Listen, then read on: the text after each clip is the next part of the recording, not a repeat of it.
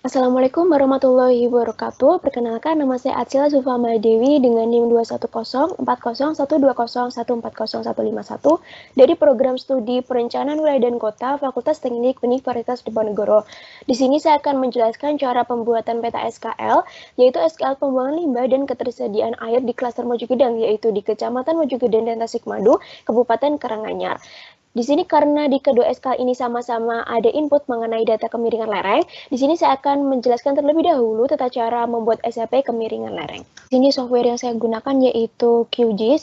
Pertama yaitu input kedua data DEMNAS, lalu di sini kita merge keduanya di raster, kemudian miscellaneous, kemudian di merge, kemudian kita inputkan layer keduanya, kita tekan OK, lalu run. Setelah finish nantinya yaitu seperti ini, lalu kita tekan close.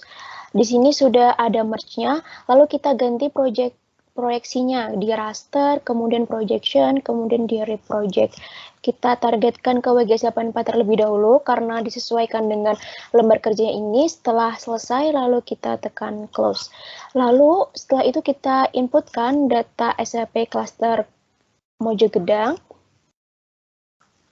Nah, karena klaster Mojogedang ini yaitu UTM49S, maka kita perlu reproject lagi data raster tadi di raster, projection, kemudian reproject, lalu kita target CRS-nya yaitu UTM Zone 49S, lalu kita klik run. Setelah itu kita tekan close, lalu untuk data-data yang tidak dibutuhkan kita hapus saja. Nah, kemudian kita perlu klip keduanya di raster, kemudian di extraction, kemudian klip raster by mask layer. Input layernya yaitu raster project tadi, kemudian ini yaitu cluster Mojogedang. Kemudian kita ini isikan dengan 0 saja, lalu kita klik run. Setelah selesai kita close. Nah, di sini sudah terdapat klipnya.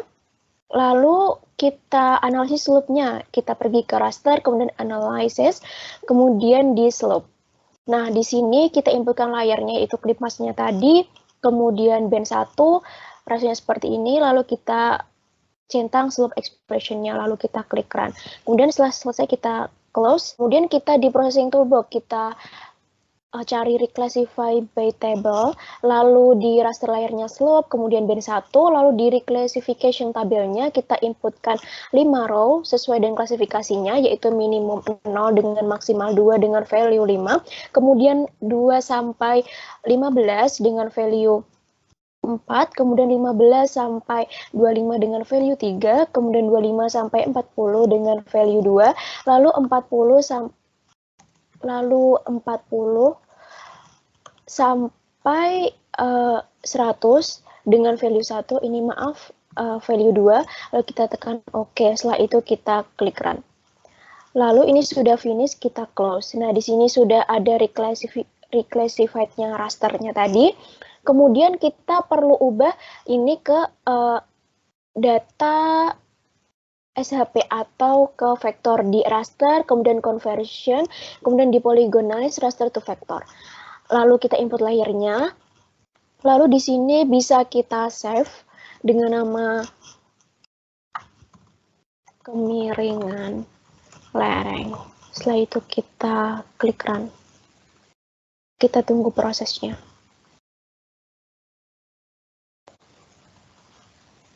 Setelah selesai, yaitu finish, lalu kita tekan close. Di sini kita sudah dapatkan SCP dari kemiringan lereng. Nah, nanti untuk selanjutnya kita bisa gunakan dalam pembuatan SKL ketersediaan air dan pembuangan limbah. Baik, selanjutnya yaitu pembuatan peta SKL dari pembuangan limbah. Di sini saya inputkan data morfologi, kemiringan lereng, jenis tanah, ketinggian, curah hujan, dan guna lahan. Untuk kemiringan lereng sudah dapatkan di sebelumnya melalui analisis tadi, lalu untuk SAP lainnya saya dapatkan dari instansi terkait. Lalu langsung saja kita ke vektor, geoprocessing tools, kemudian di intersection. Kemudian input layernya morfologi dan kemiringan lereng terlebih dahulu. Lalu kita inputkan masing-masing yaitu DN ini yaitu scoring dari masing-masing SHP. Lalu kita simpan, kita beri nama, lalu kita klik run. Kita tunggu prosesnya hingga selesai.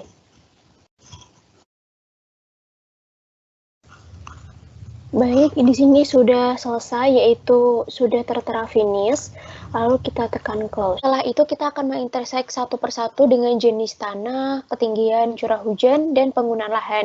Nah, di sini kebetulan saya sudah mengintersek keseluruhannya di sini untuk mempersingkat waktu. Lalu kita masukkan ke dalam SwiftGIS ini. Baik, untuk data yang lain tidak diperlukan, kita remove saja. Kemudian kita bisa open atribut tabel. Nah, di sini sudah terinput scoring dari masing-masing SCP tadi. Lalu kita aktifkan toggle editing, kemudian kita new field, kita namakan dengan total. Kita akan mentotal dari scoring. Kemudian kita tekan OK saja. Lalu di field calculator, kita update existing field, kemudian di total. Lalu kita masukkan di kita cari di fields and value. Di sini kita tambahkan masing-masing scoring.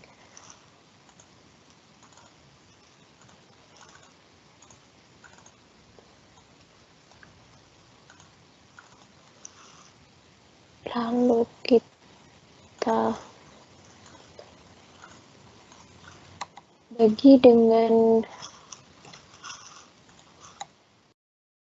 total dari kelasnya, yaitu berjumlah 1, 2, 3, 4, 5, 6. Lalu kita klik OK. Di sini sudah muncul total scoringnya.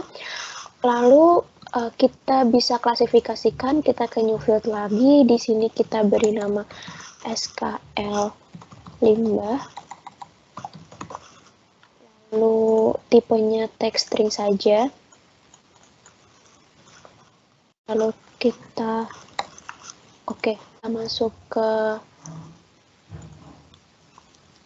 select by expression. Kemudian di fields and value kita klik total. Lalu sama dengan di sini sebelumnya kita all unique dulu. Di sini kita lihat, kemudian select features. Nah, lalu di field calculator, kemudian update existing field, lalu di SKL limbah, dengan nilai total 3 tadi, kita beri nama dengan klasifikasi sedang. Lalu kita tekan OK. Ganti lagi totalnya dengan yang rentang 4, kemudian select features.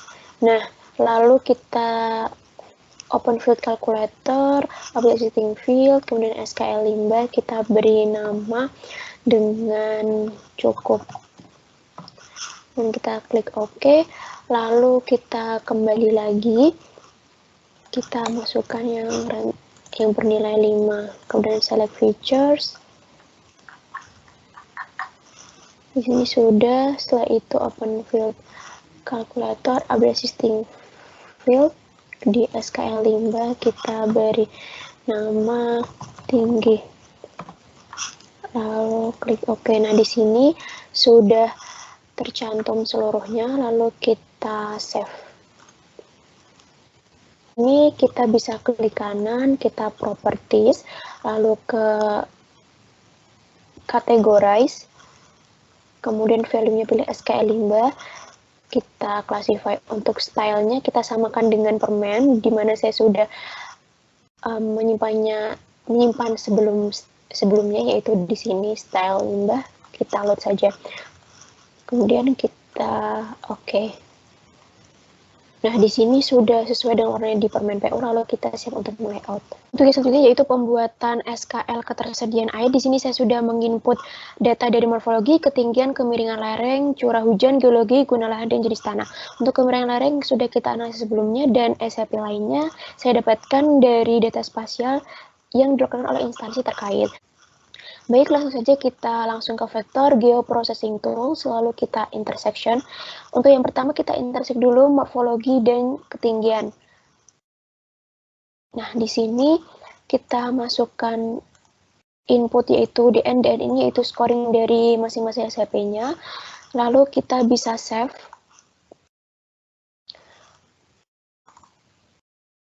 Menjadi nama Kemudian kita klik run.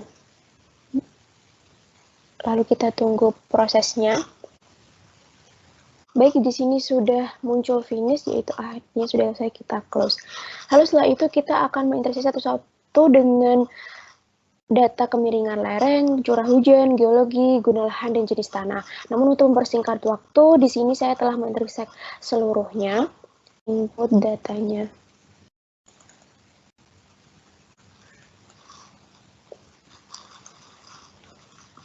Baik, untuk yang tidak diperlukan, kita remove saja. Setelah itu kita bisa open atribut tabelnya. Di sini sudah terinput masing-masing scoring dari SAP. Lalu kita aktifkan toggle editing, lalu kita new field. Di sini kita total dari masing-masing scoring. Lalu kita klik OK. Lalu di field kalkulator kita update existing field di total. Lalu kita pilih field and value. Kita tambahkan semuanya.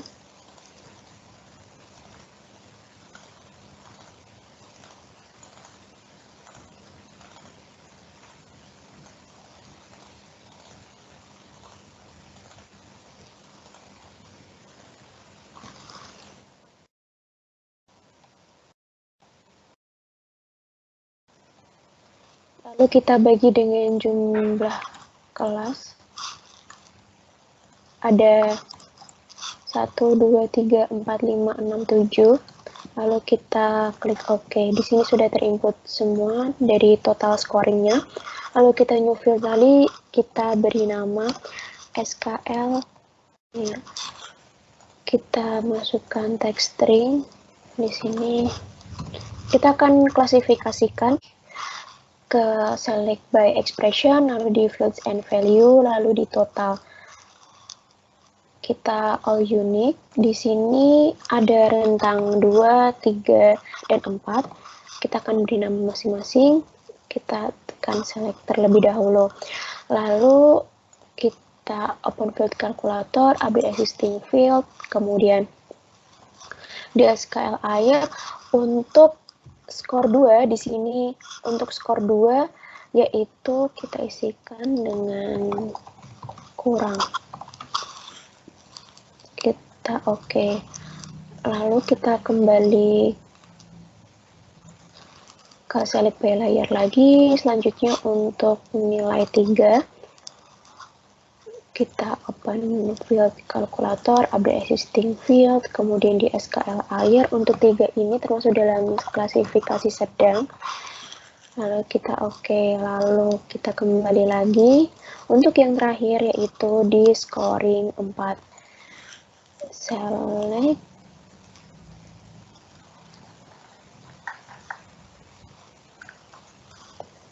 sudah terselect, lalu kita update existing field, kemudian di SKL air. Untuk 4 ini termasuk ke dalam klasifikasi cukup. Kalau kita OK.